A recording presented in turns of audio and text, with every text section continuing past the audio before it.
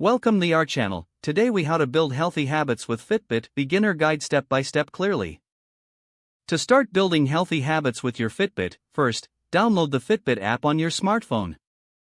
Next, create a Fitbit account if you don't already have one. Once your account is set up, sync your Fitbit device with the app. Take a moment to familiarize yourself with the home screen of the app. Navigate to the dashboard, where you can see your daily activity stats. Set a daily step goal that feels achievable but challenging. Now, explore the various activity tracking options available in the app. You can set goals for distance, active minutes, and calories burned. After that, consider tracking your sleep patterns to understand your rest better. To do this, wear your Fitbit to bed and let it collect sleep data.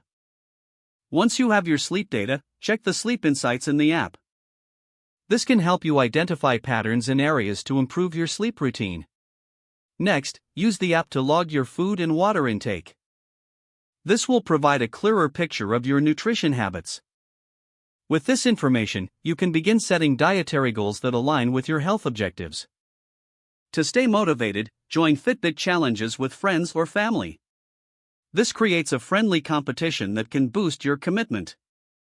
Additionally, take advantage of reminders to move throughout the day. These can help you stay active even during a busy schedule. Regularly review your progress in the app to track your growth.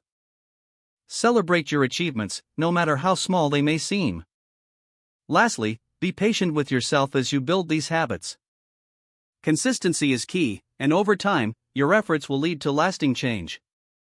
If the page does not load, refresh the browser or try again in a private or incognito window. Make sure you are using the correct email address, then retype it carefully to avoid small typos. If your password is not accepted, use the reset option and create a new strong password you can remember. Check your spam folder for verification or security emails, then complete any requested confirmation steps.